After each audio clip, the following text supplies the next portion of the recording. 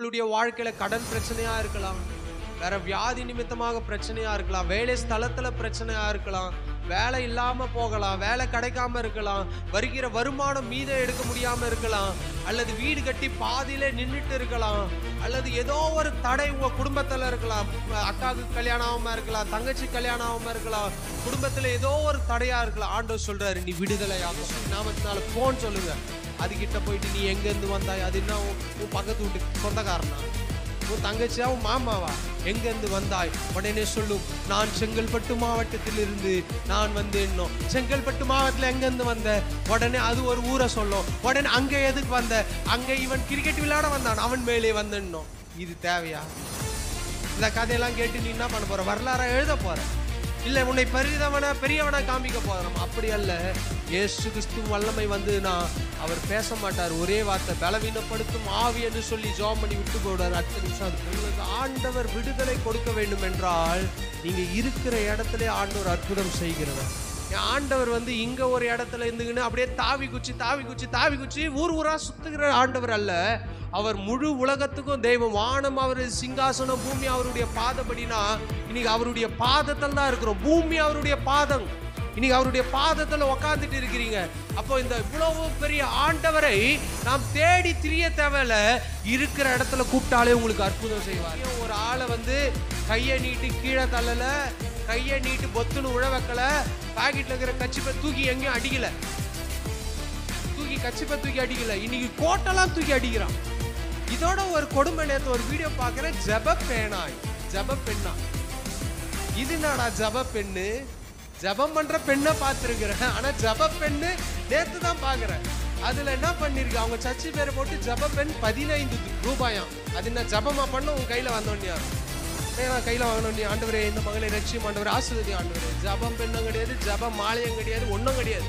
வாசிக்கிறோம் லூக்கா எழுதின சுவிசேஷ புத்தகம் 13ஆம் அதிகாரம் 11. அப்போது 18 வருஷமாய் பலவீனப்படுத்தும் ஆவியை கொண்ட ஒரு ஸ்திரீ அங்கே இருந்தாள். அவள் எவ்வளவும் நிமிரக்கூடாத கூனியாய் இருந்தாள். இந்த அம்மா, இந்த கூனி எந்த இடத்தில் இருக்கிறார்கள் என்று கேட்டால் ஆலயத்தில் இருக்கிறார்கள்.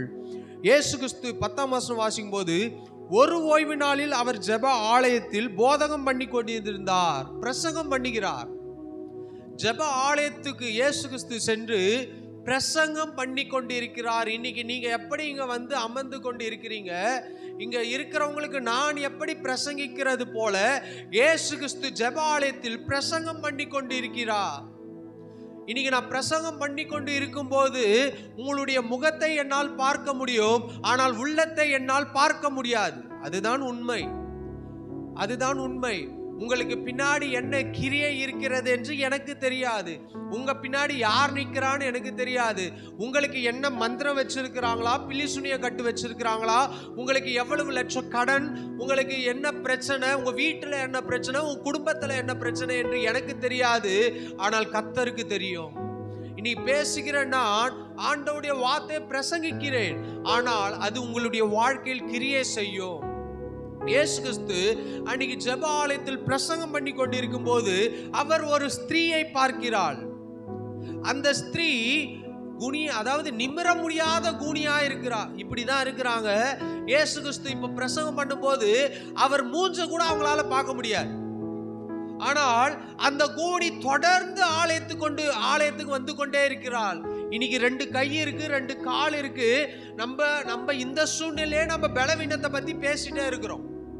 ஆண்டவரே நடக்க முடியல, ஆண்டவரே படுத்தா குத்துது, ஆண்டவரே எழும்ப முடியல, எனக்கு கையெல்லாம் கொடாயுது. சில நேரம் நம்ம வேலையில நிக்கிறோம், கால் வலிக்கும், வேலை செய்யறோம், கால் வலிக்கும், இவ்வளவு பிரச்சனைகள் உள்ளது. ஆனால் இந்த ஸ்திரீயை குறித்து வாசிக்கும் போது அவள் நிமிரக்கூடாத அளவுக்கு கூனியா இருக்கிறாள். ஒரு யூ ஷேப்ல இருக்கிறாங்க. இப்படி இருக்கும்போது அவர்கள் இப்படிதான் நடந்து போவாங்க. ஒரு தண்ணி குடிக்கணும்னா கூட அவளுடைய சூழ்நிலை ரொம்ப கடினமான சூழ்நிலை. யோசிச்சு பார்த்திருக்கீங்களா? இன்னைக்கு வீட்டுக்கு போயிட்டு இப்படி குனிஞ்சு உங்க கையில பாட்டிலை எடுத்து, நான் சொல்லுவது இயேசு கிறிஸ்துவினுடைய காலங்கள் 2000 ஆண்டுகளுக்கு முன்பாக நடந்த சம்பவத்தை குறித்து உங்களோடு பேசிக்கொண்டிருக்கிறேன். இன்னைக்கு ஒரு கூனி கூட தண்ணி ஈஸியா குடிச்சிடலாம். எப்படி? இப்படி குனிஞ்சிட்டு ஸ்டாப் போட்டு உரியலாம். உண்மையா? இன்னைக்கு நிறைய வந்துடுச்சு. வாட்டர் பாட்டில் வந்துடுச்சு. ஆனால் இயேசு கிறிஸ்துவினுடைய நாட்கள்ல அந்த பாத்திரங்கள்லாம் எப்படி இருந்திருக்கும்? இன்னைக்கு இருக்கிற டிசைனா இருந்திருக்காது. ரவுண்ட் ஷேப்ல மாத்திரம் தான் இருந்திருக்கும். ஏன்? கரங்களால் செய்தது, மண் பாண்டத்தால் செய்தது. சில்வர் பாத்திரம் யூஸ் பண்ணியிருக்க மாட்டாங்க. அப்ப அந்த அம்மா ஒரு தண்ணி குடிப்பதற்காக கூட ரொம்ப கடினமான ஒரு சூழ்நிலை. இன்னைக்கு நம்ம தண்ணி குடிக்கிறோம், சாப்பிட்றோம், நடக்கிறோம், ஓடுறோம், வண்டி ஓட்டுறோம், பேசுறோம், சந்தோஷமா இருக்கிறோம், நமக்கு உதவி செய்ய ஆட்கள் உண்டு. ஆனால் அந்த கூனிக்கு ஒரு தண்ணி குடிக்கணும், ஒரு ஆகாரம் போகணும், ஒரு பாத்ரூம் போகணும்னா பிராக்டிக்கலா திங்க் பண்ணினா ரொம்ப கடினமான ஒரு சூழ்நிலை. அவங்கள மாதிரி ஒரு கஷ்டப்பட்ட ஒரு ஆள் இருக்க முடியாது. ஆனால் அது அவர்களுக்கு இயற்கையாக வரவில்லை. பலவீனப்படுத்தும் ஒரு ஆவி. அவன் ஒருவேளை அவர்கள் 20 வயசு வரைக்கும் நல்லா இருக்கிறாங்க, ஒரு 25 வயசு வரைக்கும் நல்லா இருக்கிறாங்க, ஒருவேளை 30 வயசு வரைக்கும் அவங்க நல்ல ஆரோக்கியமா இருந்திருக்கலாம். ஆனால் அவளுக்கு தெரியாது ஏன் இந்த பிரச்சனை வந்தது என்று. ஆனால் என் இயேசு கிறிஸ்து உங்களுடைய பிரச்சனையை அறிந்திருக்கிறார். பலவீனப்படுத்தும் ஒரு ஆவி இருக்கிறது என்றால் பிறக்கும் போது அந்த தாய்க்கு அந்த 18 வருடம் பிரச்சனை கிடையாது. பிறக்கும் போது இருந்தால் ஆண்டவர் எழுதியிருப்பார், பிறவிலிருந்தே கூனி என்று எழுதியிருப்பார், பிறவிலிருந்தே குருடன் எழுதியிருக்கிறார், வசனத்தில் இருக்கிறது. அப்போ இந்த அம்மாவுடைய சூழ்நிலை, ஒருவேளை 30 வயதுல இவங்க கூனியாய் மாறி இருந்தால், ஒருவேளை பிள்ளைகள் இருந்திருந்தால் அவளுடைய சூழ்நிலை ரொம்ப கடினமாக இருந்திருக்கும். பிள்ளைகளை பார்க்க முடியாது, பிள்ளையை தூக்க முடியாது, பிள்ளையை அரவணைக்க முடியாது, வீட்டுக்கு செய்ய வேண்டிய காரியங்களை செய்ய முடியாது. ஒருவேளை 18 வயசுல கூனியா இருந்தா 36 வயசுல இயேசு கிறிஸ்து சந்திக்கிறார். ஒருவேளை 30 வயசுல கூனியா இருந்தா 48 வயசுல தான் இயேசு கிறிஸ்து சந்தித்திருப்பார். ஆனால் அவர்கள் செய்த காரியம் என்ன தெரியுமா? அவங்களுக்கு பலவீனப்படுத்தும் ஆவி இருக்கிறது என்று அவளுக்கு தெரியாது. ஆனால் தொடர்ந்து சபைக்கு வந்து கொண்டே இருந்தாள், ஆலயத்துக்கு வருகிறாள். பலவீனப்படுத்தும் ஆவி சில நேரம் உங்களுக்கே அறியாமல், உங்களுக்கே தெரியாமல் சில நேரம் உங்க சரீரத்துல பிசாசுடைய பிரச்சனைகள் இருக்குமானால் நீங்க ஆண்டவரிடத்தில் வந்து சொல்ல தேவையில்ல. ஆண்டவரே உங்களுடைய பிரயாசத்தை பார்த்து, உங்களுடைய கஷ்டத்தை பார்த்து, உங்களுடைய நிந்தையை பார்த்து, உங்களுடைய பாடுகளை பார்த்து சொல்லாமலே அவர் உங்களுக்கு அற்புதம் செய்ய முடியும். அந்த 18 வருடம் குனி அப்படியே ஆலயத்துல எப்படி நம்மள மாதிரி உக்காந்து இருப்பாங்களா? சில பாட்டிங்களாம் இப்படி உக்காந்துட்டு இருப்பாங்க. ஆனால் நிமிரவே முடியாத கூனி இப்படியே தான் சர்ச்சில் இருந்திருக்கணும். இன்னைக்கு இருக்கிற மாதிரி விதவிதமா சேர் கிடையாது. இன்னைக்கு ஒரு வேளை அந்த அம்மா எப்படி இருந்திருப்பாங்க? கூனி உட்கார முடியலன்னா இப்படி படுத்திருப்பாங்க, குறுக்க படுத்திருப்பாங்க. அவங்களுடைய சூழ்நிலை எத்தனையோ பேர் கிண்டல் பண்ணியிருப்பாங்க, எத்தனையோ பேர் ஏளனமா பேசியிருப்பாங்க. என்ன பேசியிருப்பாங்க? நீ பண்ண பாவத்தினால்தான் நீ இப்படி இருக்கிற, நீ பண்ண அக்கிரமத்தினால்தான் இப்படி இருக்க. இன்னைக்கு மனிதர்கள் நம்ம ஒரு தவறு செஞ்சுட்டா உடனே நீ பண்ண பாவம் தான், நீ பண்ண அக்கிரமம் தான், ஆண்டவர் யாருன்னா எங்கேயாவது கண்டம் பண்ணாரா, நீ பண்ண பாவத்தினால்தான் அனுபவிக்கிறேன்னு, இனி பாவம் செய்யாதன்னு அவர் டீசெண்டா சொல்லிட்டு போயிடுவாரு. நம்ம ஆளு ஊர் ஃபுல்லா ஐயோ அது பண்ணிச்சு, அது எப்படி தெரியுமா பண்ணிச்சு, என் மாமியார் எவ்வளவு கொடுமை பண்ணிச்சு, அனுபவிட்டோம் அப்படின்னுவோம். சில நேரம் மாமனாரு, சில நேரம் தம்பி, சில நேரம் தங்கச்சி, அவன் எனக்குலாம் எவ்வளவு துரோகம் பண்ணிட்டான் அப்படின்னு நம்ம பேசுறோம். ஆனால் இயேசு கிறிஸ்து பேச வேண்டும் என்றால் டெய்லி நம்மளை குறித்து அப்படிதான் பேசணும். உண்மைதானே? வெளியே நம்ம சொல்வதில்லை, ஆனா மனதுக்குள்ள நினைப்போம். வெளியே நம்ம பேச மாட்டோம், ஆனா மனசுக்குள்ளேயே சில நேரம் சில ஆட்களை பார்த்தோன்னா அப்படியே பொங்கிட்டு வரும். எனக்கும் தான் வரும், நானும் மனுஷன் தானே, எனக்கும் பொங்கிட்டு தான் வரும். சில நேரம் சில மனிதர்கள் நம்முடைய வாழ்க்கையில செய்யற காரியத்தை நினைச்சு பார்த்தா நம்ம எத்தனையோ உதவி பண்ணிருப்போம், ஆனா நமக்கு அவங்க தான் உபத்திரவமா இருப்பான். அப்ப கோமா வரும், திட்டுவோம். இப்படிலாம் பண்ற நமக்கு ஆண்டவர் தண்டனை கொடுக்கணும்னா எப்பயோ கொடுத்திருக்கணும். உண்மைதானே? ஒரு ஆளை மூடனே என்று சொன்னா எரி நரகத்துக்கு போயிடுவோமா? ஒரு ஆளை முட்டாள் அப்படின்னு சொல்லிட்டாலே ஆண்டவர் சொல்றாரு சிம்பிளா, நீ நேரா எங்க போவ? எரி நரகத்துக்கு போவ. ஆனா நம்ம என்ன பண்ணுவோம்? பேசிட்டு நான் தான் பரலோகத்துக்குரிய ஆள், நான் என்ன மாதிரிலாம் ஆண்டவருக்கு தெரியும், நீலாம் மோசமான ஆள், நம்ம ஒருத்தரை கை காட்டிட்டு போயிடுவோம். என் ஆண்டவர் யார் தெரியுமா? அவர் ரொம்ப அப்படி சூப்பர் நேச்சுரல், அவருக்கு தெரியும், அவர் மேல இருந்து பாப்பாரு. எவ்வளவு போய் சொல்லுது, கீழே உக்காட்டி என்னையும் சேர்த்துதான் சொல்றேன், எப்படி புழுவுறான் பாரு, என்ன பேசுறான் பாரு, நேத்து வரைக்கும் அப்படி பேசுறேன். அப்ப எதுக்கு இதெல்லாம் சொல்றேன்? நம்ம மற்றவர்களை என்ன பண்றோம் தெரியுமா? அவர்களை பார்த்து கை நீட்டி குற்றம் சாட்டுகிறோம். அப்படி ஆண்டவர் சாற்றுவார் என்றால் இன்னைக்கு நம்ம இங்க இருக்க மாட்டோம்னு சொல்றேன். உண்மைதானே? எப்பயோ மண்ணோட மண்ணா போயிருக்கணும். நம்ம செய்த பாவத்துக்கு எத்தனையோ தண்டனை அனுபவிச்சிருக்கணும். ஆனாலும் அவருடைய கிருபையினால் நம்மை நடத்துகிறார், அவருடைய தழும்புகளால் குணமாகிறோம். நம்ம அப்பா நம்ம ரத்தத்தை கொடுத்து நம்மளை மீட்டு எடுத்திருக்கிறார். அதனாலதான் இதுவரைக்கும் நடத்தி இருக்கிறார். இந்த வருடம் 2024, இன்னைக்கு செப்டம்பர் 21 வரைக்கும் இருக்கிறோம். அன்னைக்கு ஜனவரி 1ஆம் தேதி ஆண்டவர் சொன்னதை இதுவரைக்கும் அவர் உண்மையுள்ளவராய் நம்மை பாதுகாத்து வருகிறார். அன்னைக்கு அவர் சொன்னதை நம்ம வாழ்க்கையில நிறைவேற்றி வருகிறார். ஜனவரி 1ஆம் தேதி நீங்க நம்ம கூட இருந்தவர்கள் இன்னைக்கு கூட இல்லை. நம்ம கூட பிரயாணம் பண்ணினவர்கள் கூட இல்லை. வேலை ஸ்தலத்தில் இருந்தவர்கள் கூட இல்லை. நம்முடைய சொந்தக்காரங்கள்ல யாரோ ஒருத்தர் கூட இல்லை. நம்முடைய உற்சார் உறவின்ல ஒரு ஆள் மரிச்சு போயிட்டாங்க. ஆனாலும் கர்த்தர் ஜீவனை கொடுக்கிறார். ரோட்ல போகும்போது எத்தனை விபத்துகள், எத்தனை மரணங்கள் ஒவ்வொரு நாளும் கேள்விப்படுறோம். நான் சனிக்கிழமை என் பையனை கூப்பிட்டு 12 மணிக்கு ஸ்கூல்ல முடியுது, பைக்ல போயிட்டே இருக்கிறேன். நான் சைட்ல தான் போறேன், அந்த வெள்ளை கோட்டில் தான் போயிட்டு இருக்கிறேன். நான் இந்த பக்கம் போகல. எப்போ வண்டி ஓட்டினாலும் ஒன்று நான் ஒரு வண்டியை ஓவர்டேக் பண்ணணும்னு நினைச்சேன்னா தான் வேகமா போவோம். அடுத்த வேகமா ரைட் சைடு ஏறி என்ன பண்ணுவேன், ரைட் சைடு ஏறி நான் என்ன பண்ணுவேன், போவேன். மற்றபடி நான் வந்து போனா லெஃப்ட்ல தான் முடிஞ்ச அளவுக்கு போவேன். நான் லெஃப்ட்லயே வண்டி ஓட்டிட்டு இருக்கிறேன். போயிட்டே இருக்கு, திடீர்னு ஒரு சத்தம் சொயின்னு கேக்குது. இப்படிதான் ஜஸ்ட் மிஸ். ஒரு கார்காரன் இவ்வளவு கிட்ட, இப்போ 2 பேர் சண்டை போடும்போது ஒரு ஆள் எப்படி நடுவுல பிரிச்சு விடுவாங்க, அது போல ஒரு வண்டி வந்த வேகத்துல இழிச்சி போடா அப்படின்னு தள்ளி விட்ட மாதிரி என் வண்டி இந்த பக்கம் போகுது, அவன் வண்டி இப்படி போகுது. கொஞ்சம் இல்லைன்னா 2 பேரும் பறந்துருப்போம். சனிக்கிழமை மதியானம் அங்க ஐவேன் ஹோட்டல்ல இந்த போலீஸ்காரு வாயை பொளந்துட்டாரு. அவர் இப்படியே பாக்குறாரு போலீஸ்காரு. நான் அந்த கார்காரனை பாக்குறேன். கார்காரன் அடிச்சான் பிரேக்கு. என்ன நடந்ததுன்னே தெரியல. இது எனக்கு பின்பாக, எனக்கு முன்னாடி நடந்திருந்தா நான் சுதாச்சிட்டு இருப்பேன். எனக்கு பின்பாக நடக்கும் போதும் கர்த்தர் பாதுகாக்கிறார். ஏன் தெரியுமா? வாக்குத்தத்தத்தை கொடுக்கிறார். தூதர்களை கொண்டு பாதுகாப்பேன், உன் வழிகள்லாம் உன்னை பாதுகாப்பேன்னு சொன்னவர். நான் இப்போ அதை யோசிச்சு பார்க்கிறேன், எப்படி இது நடந்தது.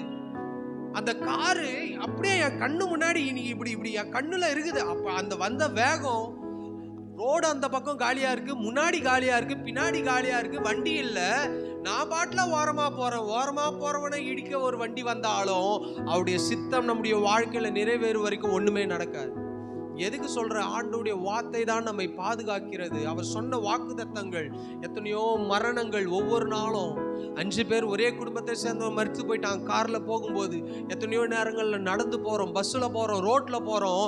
ஆண்டவர் நம்மை ஜீவனோட வைத்திருக்கிறார், சுகத்தோட வைத்திருக்க. அதுக்கு நன்றி செலுத்த வேண்டும். புலம்ப கூடாது. ஆண்டவரே, ஒவ்வொரு நாளும் எங்களை பாதுகாக்கிறீங்க. இந்த ரோட்ல பிரயாணம் பண்றேன், இந்த ரோட்ல ஒவ்வொரு நாளும் பைக்ல போறேன், ஒரு வீட்டுல பாத்ரூம்ல வழுக்கி விழுந்து எத்தனை பேருக்கு இடுப்பு உடைஞ்சிருக்கு, எத்தனை பேருக்கு இடுப்பு உடைஞ்சிருக்கு. அப்ப எங்களை பாதுகாக்கிறீங்கல்ல. எத்தனையோ நேரங்கள்ல நான் மதுரான் சர்ச்சில் இருக்கும்போது வழுக்கி விழுந்து யாருமே பார்த்துருக்க மாட்டான், அப்படியே எழுந்து அப்படியே பிடிச்சிட்டு வந்தேன். அதை அங்கேயே சொல்லணும். இதோ இங்க ஒரு நாள் அந்த ஸ்டேஜில் இருக்கிற அந்த கட்டைங்களாம் இருக்கும், இந்த ஓரமா போயிட்டு ஏதோ பண்ண பாருங்க, இப்படியே வழிக்கு விழுந்தேன். இங்க அடி என் ஒய்ஃப் வந்து தூக்கினாங்க. அப்புறம் எதுக்கு சொல்றேன் தெரியுமா? நம்ம கீழே விழுந்தா கூட சின்ன லேசான காயத்தோடு கர்த்தர் பாதுகாத்தார். எத்தனையோ பேர் கீழே விழுந்து எழும்ப முடியல, எத்தனையோ பேர் கீழே விழுந்து நடக்க முடியல, எத்தனையோ பேர் கீழே விழுந்து 2வது வீட்டுக்கு திரும்பி வரல. ஆனாலும் கர்த்தர் நம்மை சுகத்தோடு வைத்திருக்கிறார். இந்த வருடம் ஆரம்பித்த நாள் முதற்கொண்டு இந்த நாள் வரைக்கும் அவருக்கு நன்றி சொல்ல வார்த்தையே இல்லை. அதுதான் பாடுறோம், நன்றி சொல்ல வார்த்தையே இல்லை. நினைச்சு பார்க்கும்போது உயிரே எனக்கு இல்லை. அதை நினைக்கும் போது உம்மை போல தெய்வம் இல்லை, உம்மை தவிர விருப்பம் இல்லை, உம்மை விட்டா கதியும் இல்லை, நீங்க இல்லை நானும் இல்லை. பாட்டெல்லாம் நல்லா தான் பாடுவோம். ஆனா பிரச்சனை வந்தா பாட்டை எப்படி பாடுறோம்னு அன்னைக்கு ஆண்டவருக்கு தெரியும். உடனே உம்மை போல ஆண்டவரே கைவிட்டீங்களா, உம்மை போல கடன் சந்திக்கப்படலையே. அப்போ ஆண்டவர் எதிர்பார்க்கிற காரியம் என்ன தெரியுமா? தொடர்ந்து ஆலயத்துக்கு வர வேண்டும். நம்முடைய சூழ்நிலை எப்படிப்பட்டதா இருந்தாலும், அந்த அம்மா 18 வருடம் கூனின் போட்டிருக்கு. அந்த அம்மா 1 வருடம் தொடர்ந்து ஆலயத்துக்கு வந்தாங்களா தெரியல, 2 வருடம் வந்தாங்களா தெரியல, 18 வருஷமா கூனியா வந்தாங்களா தெரியல. ஆனால் இயேசு கிறிஸ்து வந்தபோது அந்த இடத்துல உடனே அற்புதம் நடந்தது. இன்னைக்கு உங்களுடைய வாழ்க்கையில நீங்க தொடர்ந்து சபைக்கு வரும்போது, தொடர்ந்து ஆராதனைக்கு வரும்போது, உங்களுக்கு அறியாத காரியங்கள், உங்களுக்கு தெரியாத காரியங்கள், உங்களுக்கு புத்தி கெட்டாத காரியங்கள், நீங்களே வாயை திறந்து சொல்லாத காரியத்தையும் கர்த்தர் அறிந்து அதை மாற்ற போதுமானவராயிருக்கிறார். 18 வருடம் கூனி, இப்போ குனிஞ்சு குனிஞ்சு குனிஞ்சு வாழ்க்கை குனிஞ்சு போச்சு. ஆனாலும் அவர்கள் ஆலயத்துக்கு வந்து தொடர்ந்து பிரசங்கம் கேட்குறாங்க. ஒருவேளை அவங்களுடைய மனநிலைமையில யோசிச்சு பார்ப்பீங்கன்னா, அந்த இடத்துல இருந்து ஆண்டவரே தொடர்ந்து ஆலயத்துக்கு வந்திருக்கிறோம்ப்பா, என்னப்பா அற்புதம் நடக்கல, தொடர்ந்து ஆலயத்துக்கு வரம்பா, என்னப்பா என் சூழ்நிலை இப்படி இருக்கிறது. அங்க இருக்கிற பாஸ்டருக்கு கூட தெரியல. ஏன்னா அந்த ஜெப ஆலயத்தில் அன்னைக்கு தான் ஆண்டவராக இயேசு கிறிஸ்து போய் பிரசங்கம் பண்ணுகிறார். அவர் உங்களை பார்க்கிறவராக இருக்கிறார். 18 வருடம் கூனியை அந்த வசனத்தில் அழகா வாசிக்கும் போது நான் வாசிக்கிறேன் பாருங்க. நிமிரக்கூட கூனியா இருந்தால் இயேசு அவளை கண்டு ஃபர்ஸ்ட் அவர்களை பார்க்கிறார், அவளை பார்க்கிறார். இன்னைக்கு நான் எப்படி உங்களை பார்த்து பேசுற மாதிரி, நான் எப்படி உங்களை பார்த்து ஒவ்வொரு பிரசங்கம் பண்ற மாதிரி, சிலர்லாம் கண்ணை மூடிக்கின்னு பிரசங்கம் பண்ணுவாங்க, கண்ணை மூடிக்கின்னு பிரசங்கம் பண்ணுவாங்க, எங்கெங்கயோ பார்த்துட்டு பிரசங்கம் பண்ணுவாங்க. தப்பா சொல்லல, அவர்களுடைய பழக்கம் அப்படி மாறிச்சு. ஆனா நான் கண்ணை மூடிக்கின்னு பிரசங்கம் பண்ணா நீங்க வீட்டுக்கு எழுந்து போயிடுவீங்க. அதனால தான் நான் கண்ணை மூடாம உங்களை பார்த்து பார்த்து பிரசங்கம் பண்றேன். ஏன் தூக்கிடுவீங்க, சில நேரம் தூங்கி விழுந்துருவீங்கல்ல, ஓடி போய் பிடிக்க தேவையில்ல. அதுக்காகவே நான் கண்ணை தந்து பிரசங்கம் பண்றேன். எதுக்கு இதை சொல்றேன்? ஒருவேளை அந்த பாஸ்டர் என்ன பண்ணாங்க, அறியாம இருக்கலாம், தெரியாம இருக்கலாம், பிரசங்கம் பண்றாங்க, வாரம் வாரம் பிரசங்கம் பண்றாங்க, அதெல்லாம் அந்த அம்மா கேட்டுட்டே இருக்கிறாங்க, பிரசங்கம் வந்து கொண்டே இருக்கிறது. ஆனால் அவர்கள் பார்க்கிறார், இயேசு கிறிஸ்து பார்க்கிறார். இன்னைக்கு அவர் உங்களை கண்ணோக்குகிறவராக இருக்கிறார். இன்னைக்கு அவர் உங்களுடைய சமூகத்துல வந்த உங்களுக்கு அவர் பக்கத்தில் இருக்கிறார். உங்களை ஆற்றி தேற்ற அவர் போதுமானவராக இருக்கிறார். ஃபர்ஸ்ட் ஆண்டவர் அந்த ஸ்திரீயை பார்த்தார், கண்டார். இன்னைக்கு உங்களுடைய சூழ்நிலையை அவர் பார்க்கிறார், நீங்க இருக்கிற இடத்தை பார்க்கிறார், உங்க மனதை அறிந்திருக்கிறார், உங்களுடைய உள்ளத்தின் ஆழத்தை அறிந்திருக்கிறார். அன்னைக்கு அண்ணாள் ஆலயத்துல போய் அப்படியே ஜெபம் பண்ணி அழறாங்க. பாஸ்டர் சொல்றாரு, குடிச்சிருக்கிறியா? இனி உங்களை நான் குடிச்சிருக்கிறியா அப்படின்னு ஒரு வார்த்தை கேட்டுட்டானா அடுத்த வாரம் வரவே மாட்டீங்க. போய் சொல்றீங்க, அந்த பாஸ்டர் என்ன குடிச்சிட்டானா கேட்டா, அவன் பாஸ்டர், அவன் உண்மையாதான் சொல்றேன். இன்னைக்கு இருக்கிற காலங்கள், அண்ணால் அங்க ஒரு வார்த்தைக்கு பேசல, அப்படியே பொறுமையா பதில் சொல்றாங்க. அப்படியல்ல என் ஆண்டவனே, நம்மளா இருந்தா அப்படியா, டே லூச நீலாம் பாஸ்டர்டா, ஓட்டுருவோம், வெளியே திட்டினே ஓடுவோம், கள்ளத்தை அடிப்போம். நான் நடந்ததுல நிறைய விஷயங்கள் நடந்ததை சொல்றேன். ஒரு சர்ச்சு வாசல்ல அப்படிதான் ஒரு பாஸ்டர் என்ன பண்றாரு, ஒரு ஐயா வந்து, நான் நிக்கிறேன் அங்க சர்ச்சில், மண்ணை தூக்கி நாசமா போவேன், என் குடும்பத்தை நீ தான் கெடுத்துட்ட. குடும்பத்துல பாஸ்டர் யாரும் கெடுக்கல. என்னைக்குன்னா நீ புருஷன் பொண்டாட்டியும் சண்டை போட்டுக்க, நான் சொல்லி கொடுக்குறேன். இங்க வந்துட்டு அம்மா போய் கணவனை என்ன பண்ண போய் சாத்து நான் சொல்லி கொடுத்து அனுப்புறோம். விட்டு கொடுத்து போங்க. கஷ்டம்தான், எல்லாருக்கும் கஷ்டம்தான். பெண்ணானாலும் கஷ்டம், ஆணானாலும் கஷ்டம், பிள்ளையானாலும் கஷ்டம், எல்லாருக்கும் கஷ்டம். கணவன் மனைவின்னு வரும்போது யாரும் ஒன்றும் பஞ்சாயத்து பண்ண முடியாது. அவங்க அடிச்சுப்பாங்க, அவங்க சண்டை போட்டுப்பாங்க, நாளைக்கு ஒன்னா போவாங்க. நடுவில் நீங்க போனீங்கன்னா நீங்க தான் முறுக்கின்னு போனோம். அதனால எந்த கணவன் மனைவிக்குள்ள பிரச்சனைல போய் நடுவில் என்ன பண்ணக்கூடாது, நிக்க கூடாது. அன்னைக்கு கூட ஒருத்தவர் அண்ணா பேசினாரு, நான் ஹஸ்பண்ட் அண்ட் ஒய்ஃப் சண்டைக்குள்ள நான் வரமாட்டேன். ஏன், நான் இன்னைக்கு வந்து உங்க கதையெல்லாம் கேட்டு உங்களுக்கு பஞ்சாயத்து பண்ணுவேன், திருப்பி நாளைக்கு என்ன பண்ணுவீங்க, நீங்க 2 பேரும் ஜோடியா போவீங்க, நான் மட்டும் பஞ்சாயத்து பண்ண உங்க மனைவி என்கிட்ட முறைச்சி நிற்கும், நாளைக்கு நீங்க முறைச்சி நிற்பீங்க. இதனால கணவன் மனைவிக்காக தூரத்துல இருந்து நான் ஜெபம் பண்ணிக்கிறேன், நல்லா இருங்க. இதுக்கு விளையாட்டுக்கு சொன்னாலும் சில நம்ம யோசிக்க வேண்டியது இருக்கிறது. ஆண்டவர் அன்னைக்கு ஆலயத்துக்கு வந்து அந்த ஸ்திரீயை பார்த்தால், பார்க்கிறார், கண்டார். அது மாத்திரமல்ல, பிரச்சனையை அவர் என்ன பண்றாரு, அறிந்து விட்டார். அடுத்தது அவர் சொல்றாரு பாருங்க, நம்மிடத்தில் அழைத்து, 2வது பார்க்கிறார், 2வது கூப்பிடுறாரு, வா என் பக்கத்துல வா, என் கூட நில்லு. அந்த அம்மா எப்படி வந்திருக்கும், இப்படி குனிஞ்சுக்கிட்டே தான் வந்திருக்கும். அவர் சொல்லியிருப்பாரு, கூனியே 18 வருடம் 18 வருடம் பிரச்சனையோட இருக்கிற மகளே, உன்னால நிமிர முடியல, நீ கஷ்டத்தோட இருக்கிற, ஆனால் நீ வா அப்படின்னு கூப்பிட்டு அழைச்சு இப்ப பக்கத்துல வைத்து அவர் சொல்றாரு, 18 வருடம் சொல்றாரு பாருங்க, ஸ்திரீயே உன் பலவீனத்தின் நின்று விடுதலையாக்கப்பட்டாய் என்று சொல்லி அவள் மேல் தமது கைகளை வைத்தார். உடனே அவள் நிமிர்ந்து தேவனை மகிமைப்படுத்தினாள். நீங்க உங்களுடைய சூழ்நிலை, நம்முடைய ஆண்டவர் பிரச்சனையை மாத்திரம் சொல்லிட்டு அவர் கடந்து போகிறவர் அல்ல.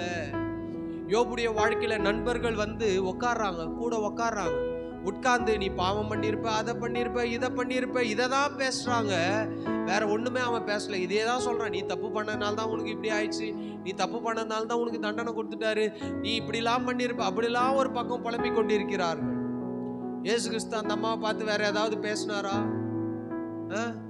இன்னைக்கு நிறைய பேர் பிசாசு கிட்ட பேசிட்டு இருக்கிறான், நீ எங்க இருந்து வந்தாய். என்னைக்குன்னா பிசாசு உண்மை சொல்லுமா?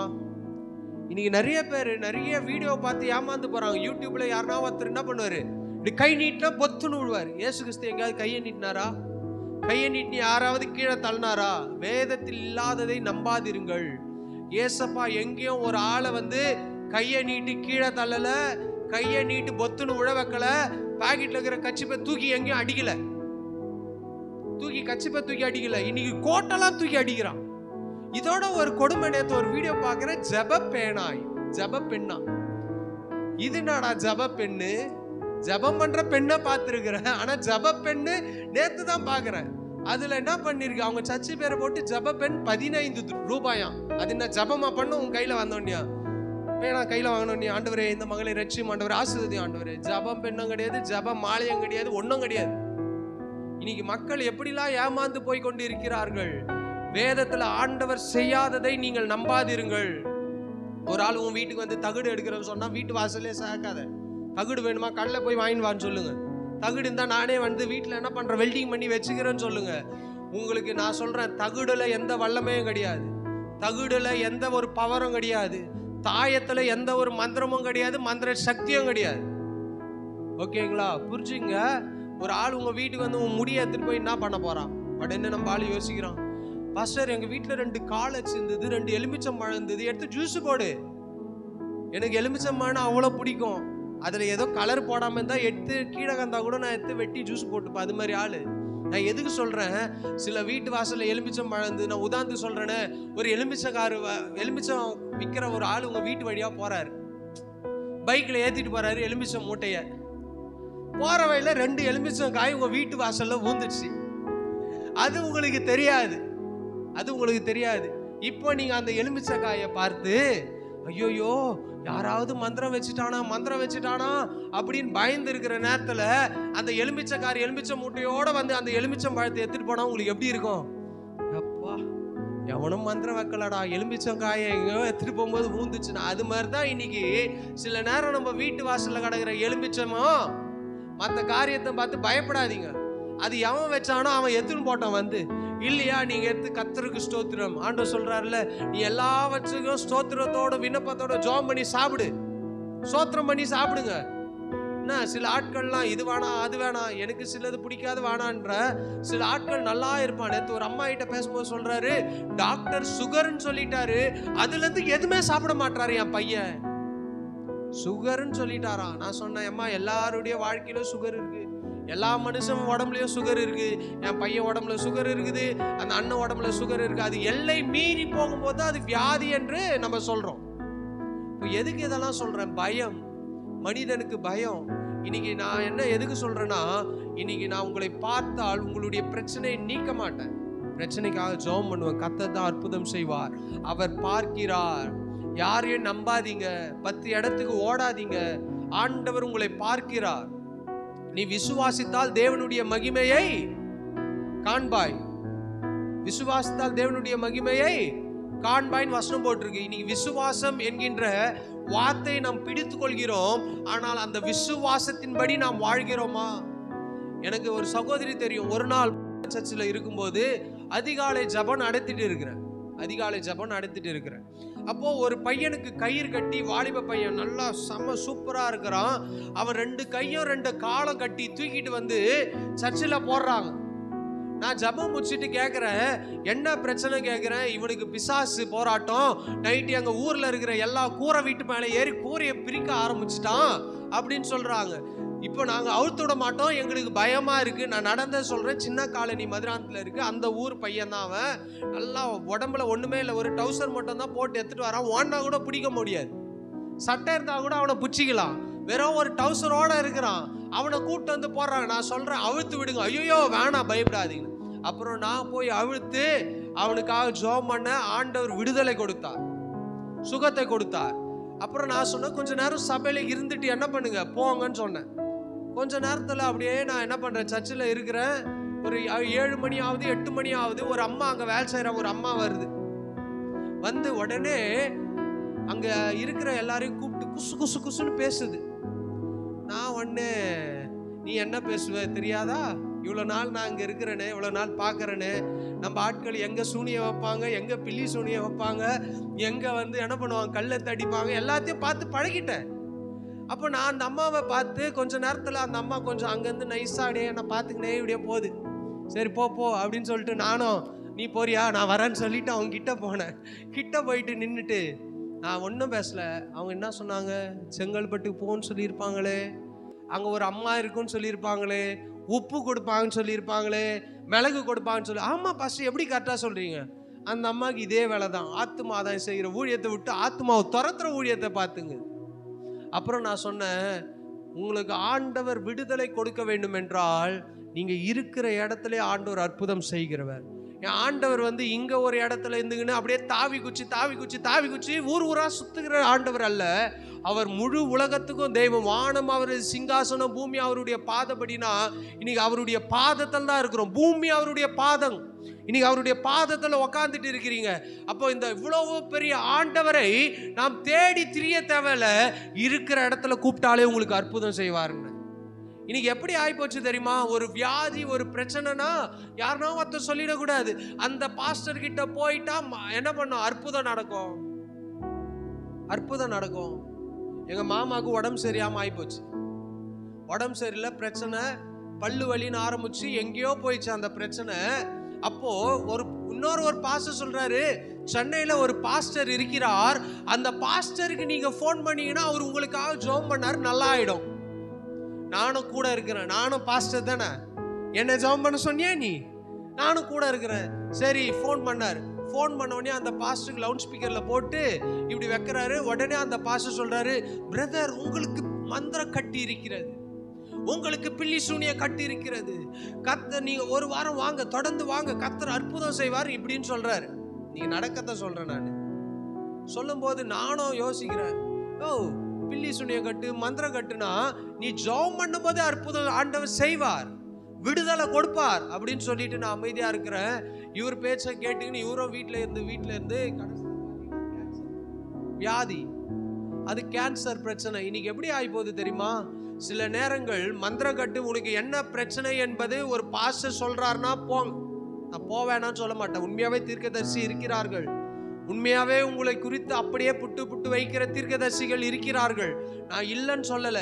ஆனால் மந்திரம் இருக்குமோ, சூனியம் இருக்கும் அப்படின்னு உங்களை கொளுத்தி போட்டு இருக்கிற நிம்மதியும் கெட்டு போய் வாயில சோறு வைக்க முடியாம, இதுல எவனா சூனியம் வச்சிருவானோ, தண்ணியில எவனா சூனியம் வச்சிருவானோ, பால்ல எவனா மந்திரம் வச்சிருவானோ, இப்படியே உங்க மைண்டு போகும். அதுக்காக தான் சொல்றேன், நீங்க இருக்கிற இடங்கள்ல ஆண்டவரை நோக்கி பார்க்கும்போது அவர் உங்களுக்கு அற்புதம் செய்வார். அதுக்கு தான் சொல்றேன், அவர் பாஸ்டரா இருக்கட்டும். நான் என்ன சொல்றேன்னா, உங்களுடைய பாஸ்டரை தவிர வேற எந்த பாஸ்டரும் உங்கள் மீது அக்கறை செலுத்த மாட்டார்கள். அது நானா இருந்தாலும் சரி, யாரா இருந்தாலும் சரி. உங்களுடைய பாஸ்டரா, எனக்கு ஒரு விசுவாசி ஃபோன் பண்றாங்க, ஒரு சென்னையில இருந்து ஃபோன் பண்றாங்க, சரிங்க பிரதர் சிஸ்டர் அப்படின்னு சொல்லிட்டு ஜெபம் பண்ணிட்டு வச்சிடுவேன். இதுதான் உண்மை. உடனே எப்போதும் அவர்களை நினைச்சிட்டு இருக்க முடியுமா?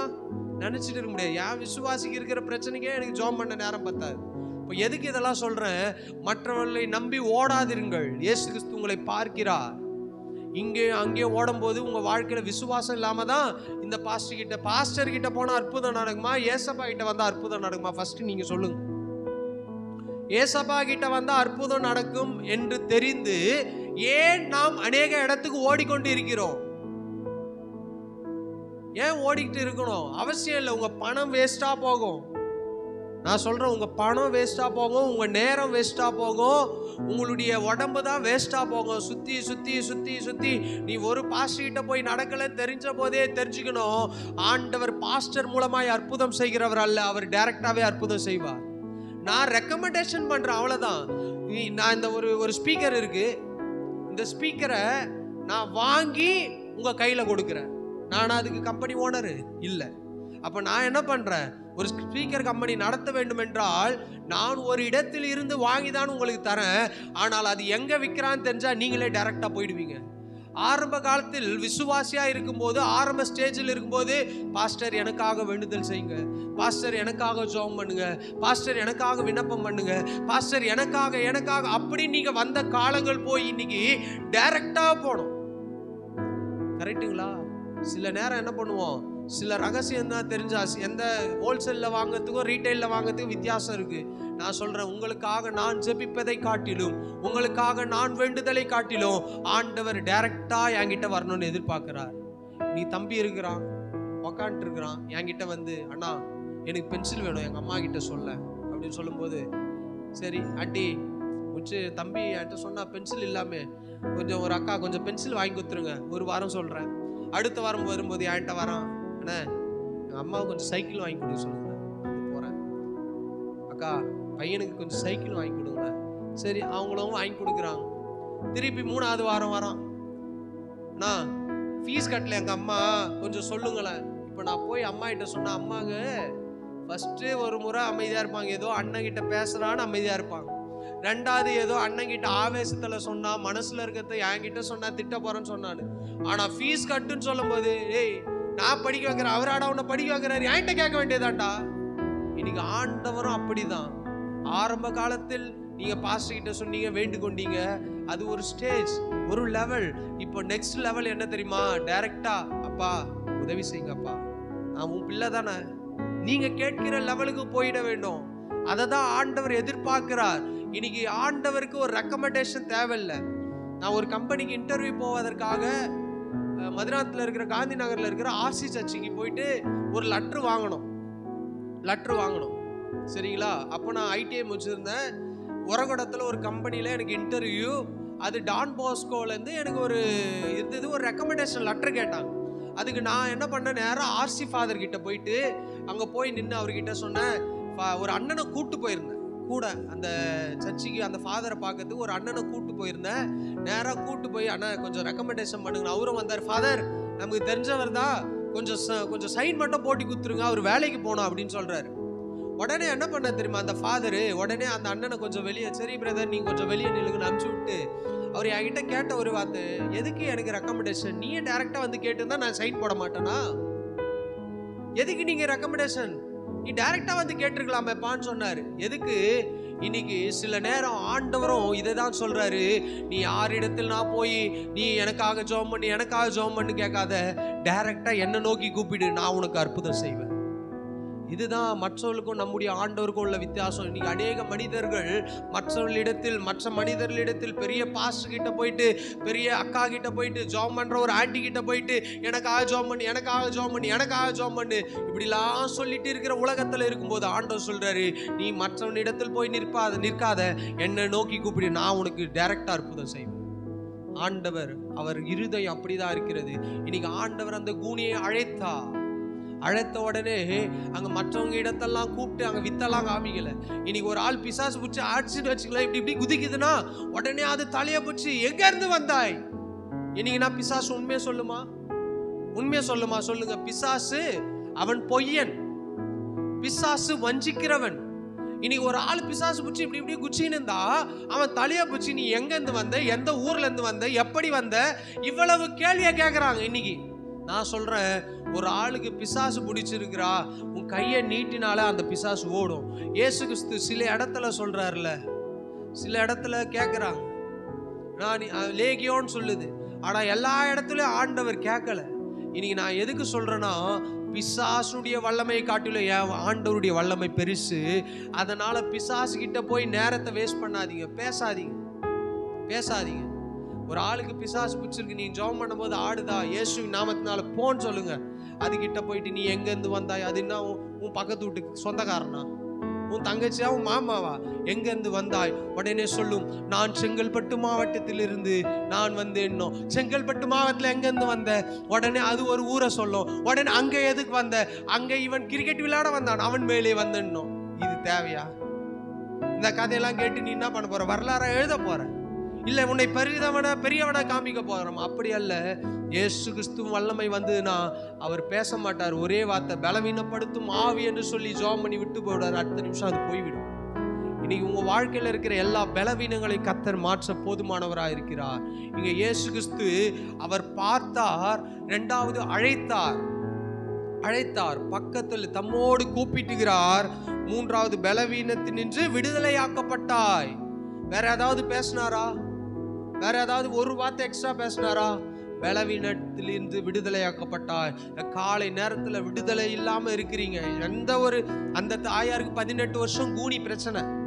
இனி உங்களுடைய வாழ்க்கையில கடன் பிரச்சனையா இருக்கலாம், வேற வியாதி நிமித்தமாக பிரச்சனையா இருக்கலாம், வேலை ஸ்தலத்துல பிரச்சனையா இருக்கலாம், வேலை இல்லாம போகலாம், வேலை கிடைக்காம இருக்கலாம், வருகிற வருமானம் மீதம் எடுக்க முடியாம இருக்கலாம், அல்லது வீடு கட்டி பாதியிலே நின்றுட்டு இருக்கலாம், அல்லது ஏதோ ஒரு தடை உங்க குடும்பத்துல இருக்கலாம்.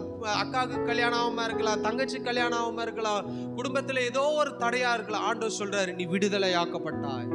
அதை நம்பி நம்ம போனோம், விடுதலை ஆக்கப்பட்டாய்னு ஆண்டவர் சொல்லிட்டாரு. உன் பலவீனத்திலிருந்து விடுதலை ஆக்கப்பட்டாய் சொல்லிட்டாரு. அப்படின்னா நீங்க எப்படி போனோம்? போகும்போது நடக்குமா? முடியுமா? என்னடா இது, இன்னைக்கு பிரசங்கம் நல்லா தான் இருந்துச்சு, ஆனா வீட்டுக்கு போனாதான் தெரியும் அவர் அடிப்பாரா, உதைப்பாரா, குத்துவாரான்னு தெரியல. வீட்டுக்கு போனாதான் தெரியும் என்ன நடக்க போதோ தெரியல. அப்படின்னா விடுதலை ஆக்கப்படல, நீங்க கட்டப்பட்டு இருக்கிறீர்கள். ரெய்னார்ட் போங்கே அவர்கள் சொல்லும் போது அவர் சொல்றாரு, ஒரு கப்பல் எப்படி நங்கூரம் போடப்பட்டு சில இடத்துல கயிறை போட்டு கட்டி வச்சிருப்பாங்க. சின்ன சின்ன போட்ல என்ன பண்ணுவாங்க, கயிறு போட்டு கட்டுவாங்க. பெரிய பெரிய போட்டை தான் நங்கூரம் போட்டு என்ன பண்ணுவாங்க, நிப்பாட்டி வச்சிருப்பாங்க. இன்னைக்கு உன் வாழ்க்கை என்பது அந்த படகு, அந்த கயிறு என்பது அவிசுவாசம். புரிஞ்சுங்க, படகை எப்படி ஒரு படகு கயிறை போட்டு கட்டிட்டா அது என்ன பண்ண முடியாது, நகரவே நகராது. ஒரு கயிறு போட்ட கட்டப்பட்ட படகுல ஏறி நான் எவ்வளவு மோட்டர் ஆன் பண்ணி புருக்கு புருக்கு புருக்குன்னு ஓட்டினாலும், தண்டு வலிச்சாலும் அங்கேயே தான் இருக்கும் மோட்ரு. அது ஓடி ஓடி பெட்ரோல் தான் காலி ஆகும்.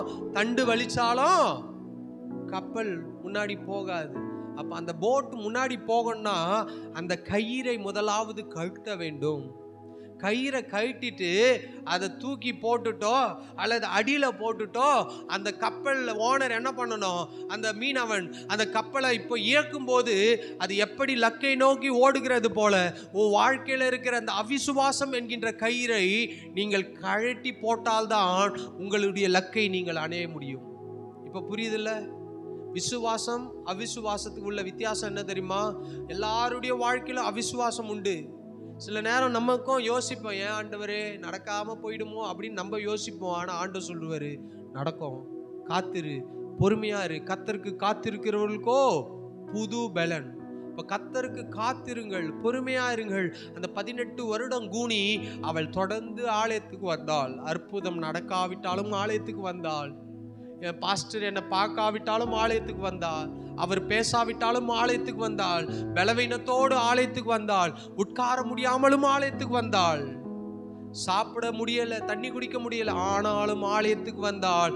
ஆலயத்துக்கு வந்தவரை கர்த்தர் கைவிடல, அவளை நிமிர பண்ணினார். எங்க இடத்துல நீங்க தலை குனிந்து இருந்தீங்களோ, எந்த இடத்துல நீங்கள் அற்பமாய் எண்ணப்பட்டீர்களோ, எந்த இடத்தில் நீங்கள் ஏளனமாய் பார்க்கப்பட்டீர்களோ, அதே ஆலயத்துல ஆண்டவர் அந்த 18 வருட கூனியை நிமிர பண்ணின போது இப்பொழுது எந்த மனிதர்கள்லாம் வித்தியாசமாய் பார்த்தார்களோ அதே மனிதர் முன்பாக ஆண்டவர் அந்த கூனியை நிமிர பண்ணி ஆசீர்வாதமாய் மாற்றினார். உங்களுடைய வாழ்க்கையில நீங்க எப்படிப்பட்ட சூழ்நிலை ஆண்டுடைய சமூகத்துல நீங்க தொடர்ந்து வந்து கொண்டிருக்கலாம், ஒரு பிரச்சனையோடு தொடர்ந்து வந்து கொண்டிருக்கலாம்.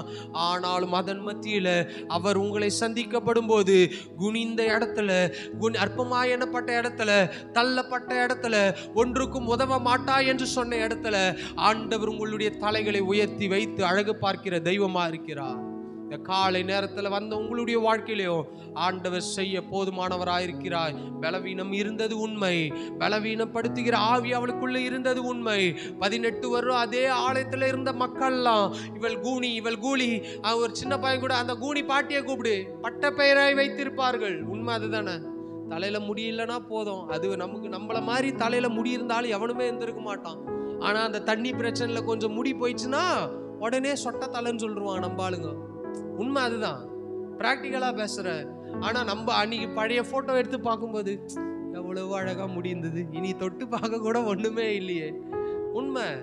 சில ஆள்லாம் கொஞ்சம் அப்படியே குண்டாயிட்டு இருப்போம். ஒரு காலத்துல அப்படியே ஜிம்முக்கு போய் சும்மா அப்படியே ஒல்லியா ஸ்லிம்மா இருந்திருப்போம். இன்னைக்கு உப்பி போய் இருந்திருப்போம். உடனே குண்டுன்னு கூப்பிடுவான். உடனே ஏய் நான்லாம் ஒரு காலத்துல எப்படி இருந்தேன் தெரியுமா, என்னம்மா இருந்தேன், எவ்வளவு அழகா இருந்தேன், உனக்கு என்னடா தெரியும்? அந்த போட்டோ காமிச்ச பிறகு அவன் வாயை திறக்க மாட்டான். அப்புறம் அவன் ஊர் ஃபுல்லா சொல்லுவானே, தெரியுமா அவர் உடம்ப பாரு, அந்த வாலிப காலத்துல எப்படி இருந்தாரு, இன்னைக்கு எப்படி இருக்கிறாரு. அதே போலதான் நீ கூனியும் அப்படிதான் கூட்டுருப்பான். டே கூனி, அக்கா கூனி, பேர் மாறிச்சு பாருங்க. ஆனால் கர்த்தர் அவளுடைய வாழ்க்கையில வந்தபோது, ஏய் அந்த அக்கா போன வாரம் வரைக்கும் குனிஞ்சு நடந்து போச்சாடா, இன்னைக்கு எப்படிடா நடக்குது? மருத்துவர்கள் இல்லை, ஹாஸ்பிட்டல் இல்லை, இன்னைக்கு இருக்கிற எக்ஸ்ரே இல்லை, எக்ஸ்ட்ரா ரிப்போர்ட் இல்லை, குழப்பம் இல்லை, எதுவுமே இல்லை. 18 வருஷம் வியாதியோட தான் கிடக்கணும். 18 வருஷம் பலவீனம். இன்னைக்கு ஏதாவது ஒரு பலவீனம்னா ட்ரீட்மெண்ட் பார்க்குறோம், ஹாஸ்பிட்டல் இருக்கு, டாக்டர் இருக்கு, உடனே உடைச்சு உள்ள என்ன வைக்கிறாங்க, ஸ்டீல் ராடை வச்சு நேராக மாத்திடுறாங்க. ஆனால் 18 சுமார் 2000 ஆண்டுகளுக்கு முன்பாக இயேசு கிறிஸ்து வாழ்ந்த நாட்கள்ல இப்படிப்பட்ட அற்புதங்கள் ஒருவரும் கண்டதில்லை, அதை பிற்பாடு ஒருவரும் பார்த்ததில்லை. அதே போலதான் ஆண்டவர் உங்களுடைய வாழ்க்கையிலையும் செய்ய போதுமானவராயிருக்கிறார். எந்த மனிதர்கள் உங்களுடைய வாழ்க்கையில ஏளனமாய் பார்த்தார்களோ அதே மனிதர்கள் சொல்லுவாங்க, டே இவன் வாழ்க்கையில இதெல்லாம் நடக்கும் நான் எதிர்பார்க்கவே இல்லை, இவன் இப்படி இருப்பான்னு எதிர்பார்க்கவே இல்லை. சில நேரம் என்னையும் பார்த்து சொல்லுவாங்க, நீலாம் பாஸ்டர் ஆவன்னு எனக்கு தெரியவே தெரியாது, அப்படியே சுத்தி கடப்படா, இன்னைக்கு பாஸ்டர் ஆயிட்டடா. சில மனிதர்கள் சொல்றது போல இன்னைக்கு உங்களுடைய வாழ்க்கையில இருக்கிற எல்லா பிரச்சனைகளையும் கர்த்தர் நீக்குவார். நீங்க உங்களுடைய வாழ்க்கையில இருக்கிற எல்லா கண்ணீரையும் அவர் துடைப்பார். உங்களுடைய வாழ்க்கையில இருக்கிற எல்லா துக்கங்களை கர்த்தர் மாற்றுவார். உங்களுடைய வாழ்க்கையில இருக்கிற எல்லா பாடுகளை நீக்கி எல்லா சாம்பலுக்கு பதிலாக சிங்காரத்தையும் அழுகைக்கு பதிலாக ஆனந்த களிப்பை கர்த்தர் உங்களுடைய வாழ்க்கையில கட்டளையிடுவார். நம்புங்கள், தொடர்ந்து வாருங்கள், வந்து பாருங்கள், அவ்வளவுதான். சிம்பிள். சுவிசேஷம் என்ன? வந்து பாரு, ஆண்டவரை வந்து பாரு. என்ன அல்ல, நடத்துகிறவர் அல்ல, பாட்டு பாடுறவர் அல்ல, வேற யாரும் அல்ல, இங்க இருக்கிற ஸ்டேஜ் அல்ல, ஆண்டவரை நோக்கி பாருங்கள். அவர் உங்களுக்கு அற்புதம் செய்ய போதுமானவராயிருக்கிறார். உலகத்து எத்தனையோ மனிதர்கள் உங்களை பார்க்கலாம், உங்களை விசாரிக்கலாம், உங்களோடு பேசலாம், உங்களோடு அன்பாயிருக்கலாம். ஆனால் பிரச்சனைகள் என்று வரும்போது எல்லா மனிதர்களும் கைவிட்டு போனாலும் என் கர்த்தர் உங்களுடைய கரத்தை பிடித்து அவர் ஒரு நாளும் கைவிட மாட்டார். உலகத்தின் முடிவு பரியந்தம் உங்களை நடத்துவார். அவர் சொல்றாருல, நீ உயிரோடு இருக்கும் நாளெல்லாம் உங்களோட இருந்து நடத்துவார். கடைசி மூச்சு வரைக்கும் அவர் உங்களை நடத்த போதுமானவராயிருக்கிறார். அவர் உங்களை விசாரிக்கிறவர், உங்களை ஆற்றி தேற்றுகிறவர், உங்களை அரவணைக்கிறவர். எல்லா மனிதர்களும் கடந்து போவார்கள், மறந்து போவார்கள், விட்டு விலகி போவார்கள். நீங்க கேட்கறத வீட்டுல சம்பாதிச்சு நீங்க பணம் கொடுக்கலனா கூட தகப்பனும் தாயும் கூட நம்மளை மறந்துடுவாங்க. உண்மை சொல்றேன்னு. அது உங்க அம்மாவா இருக்கலாம், நீங்க பெற்ற பிள்ளையா இருக்கலாம். அவர்கள் சம்பாதிச்சு நீங்க வாங்கின கடனை கட்டாவிட்டால் நம்ம இருதயம் கூட மாறி போகும். ஆனால் கர்த்தருடைய இருதயம் மாறவே மாறாது. அவர் உங்களை மறக்கவே மாட்டார். அவர் உங்களை எப்போதும் நினைச்சிட்டே இருக்கிறார். அவர் சொல்ற, உன்னை உள்ளங்கைகள்ல வரைந்திருக்கிறேன். உள்ளங்கைகள்ல வரைந்திருக்கிறேன்னா, இந்த கையில நான் ஒரு பச்சை குத்திட்டேன், உதாரணத்துக்கு பச்சை குத்தக்கூடாது, பைபிள் படி சரிங்களா? உடம்புல கீரை கூட உடனே பச்சை குத்திட்டேன், உடனே இந்த பாஸ்டர் பச்சை குத்துங்கள் என்று வீடியோ போட்டுருவாங்க. இன்னைக்கு நம்ம பேசுறது முழுசாத்து போட மாட்டாங்க. பச்சை குத்தி இருந்தால் ஒரு அடையாளம் இருக்கு. இந்த உள்ளங்கையில ஒரு தழும்பு இருக்குன்னா அந்த தழும்பு நம்ம சாகிற வரைக்கும் இருக்கும். உண்மைதானே? நம்ம உடம்புல இருக்கிற மச்சம் என்னைக்குன்னா மறைஞ்சு போச்சா? ஸ்கூலுக்கு போகும்போது, ஸ்கூல் ஜாயின் பண்ணும்போது, தம்பி உடம்புல எங்கேயாவது மச்சம் இருக்குதா அப்படின்னு கேட்பாங்க.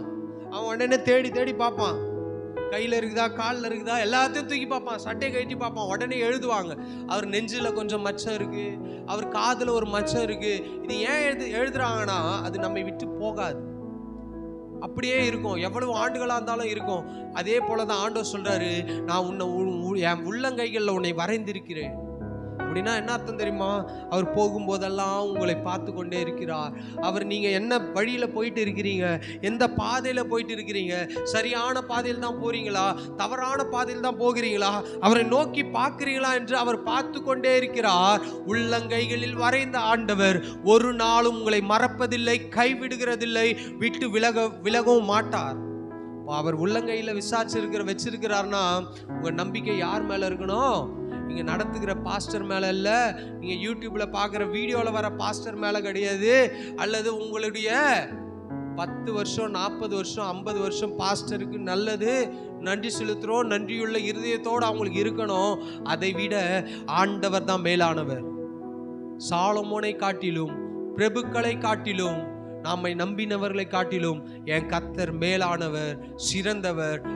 அவர் உங்களை பார்த்தா போதும், அவர் உங்களை தொட்டா போதும், அவர் உங்களை கூப்பிட்டா போதும், உங்க வாழ்க்கையில அற்புதம் நிச்சயம் நடக்கும். இந்த காலை நேரத்தில் ஆண்டவருடைய சமூகத்தில் எழும்பி நின்று, பிதாவை, இந்த காலை நேரத்தில் கேட்ட வார்த்தையின்படி 18 வருடம் கூனியை நீங்க கண்டீங்கப்பா, 18 வருடம் கூனியை நீங்க பார்த்தீங்கப்பா, 18 வருடம் கூனியை கர்த்தர் நிமிர பண்ணினீங்க. எங்க சபைக்கு வருகிறதான பிள்ளைகளுடைய வாழ்க்கையில அந்த கூனியை போல பிரச்சனைகள் இல்லாமல் இருக்கலாம், ஆனா இந்த தலை குனிந்த வாழ்க்கையை கர்த்தர் நிமிர பண்ணுவீராக. தலை குனிந்த இடத்துல கர்த்தர் நிமிர பண்ணீங்க. ஏதோ ஒரு சூழ்நிலை, ஏதோ ஒரு இடத்துல, ஏதோ ஒரு நேரத்துல நாம் இப்போ பிரச்சனையில சிக்கி கொண்டு தவித்து கொண்டு இருக்கிறோம். ஆனால் ஆண்டவர் சொல்றாரு, நான் உன் தலையை உயர்த்த போகிறேன், நான் உன்னை மேன்மைப்படுத்த போகிறேன், நான் உன்னை உயர்த்தி வைக்க போகிறேன். சுற்றி இருந்த மனிதர்கள், ஏளனமாய் பார்த்த மனிதர்கள், ஏளனமாய் பேசின மனிதர்கள், நம்மை குறித்து தவறாய் பேசின மனிதர்கள், நம்மை குறித்து தவறான காரியத்தை பரப்பின மனிதர்கள், நம்மை சுற்றிலும் இருக்கிற உற்றார் உறவினர்கள், இவர்கள் முன்பாக நான் உன்னை நிமிர பண்ணுவேன் என்று கர்த்தர் சொல்கிறார். காலை நேரத்தில் வந்த ஒவ்வொரு பிள்ளைகளையும் உம்முடைய கரத்தில் ஒப்பு கொடுக்கிறோம். கர்த்தர் ஒவ்வொருவரையும் ஆசீர்வதிப்பீராக, ஒவ்வொருவரையும் பலப்படுத்தும்படியாக ஜெபிக்கிறோம். கூட இருங்க, வழி நடத்துங்க. எல்லா துக்கங்களையும், எல்லா பிரச்சனைகளையும் கர்த்தர் மாற்றக்கூடிய சக்தி உம்மிடத்தில் உள்ளது. வல்லமையுள்ள தெய்வம், பயங்கரமான தெய்வம், யுத்தத்தில் வல்லவரப்பா. பெரிய காரியங்களை பிள்ளைகளுடைய வாழ்க்கையில செய்யுங்க. நாளில் கேட்ட வார்த்தையின்படி தொடர்ந்து ஆலயத்துக்கு வர, விசுவாசத்தோடு ஆலயத்துக்கு வர, நம்பிக்கையோடு ஆலயத்துக்கு வர, கர்த்தரால் முடியாதது ஒன்றுமே இல்லை என்று ஆண்டவரே அந்த உறுதியாக இருக்க கர்த்தர் உதவி செய்யுங்க. பெரிய காரியங்களை செய்யும்படியா ஜெபிக்கிறோம். ஆசீர்வதிங்கப்பா, குடும்பத்தை ஆசீர்வதிங்க, பிள்ளைகளை ஆசீர்வதிங்க, போக்குவரத்து பிரயாணத்தை ஆசீர்வதிங்க, வழி நடத்துங்க. மீட்பர் ரட்சகர் இயேசு நாமத்தினால் ஜெப கேளும் நல்ல பிதாவே, ஆமென். சேர்ந்து சொல்வோம், என் ஆத்துமாவே கர்த்தரை ஸ்தோத்திரி, என் முழுமே பரிசுத்த நாமத்தை ஸ்தோத்திரி, என் ஆத்துமாவே கர்த்தரை ஸ்தோத்திரி, அவர் செய்த சகல வரம் மறவாதே. ஆமென். நம்முடைய கர்த்தராகிய இயேசு கிறிஸ்துவின் கிருபையும் பிதாவாகிய தேவனுடைய அன்பும் பரிசுத்த ஆவியானவருடைய அன்யோன்ய ஐக்கியமும் இன்றும் என்றும் சதா காலம் நம் அனைவரோடும் இருப்பதாக. ஆமென், ஆமென். ஹல்லேலூயா. ஒரு வார்த்தை சொல்லுங்கள். கர்த்தர் உங்களை ஆசீர்வதிப்பாராக.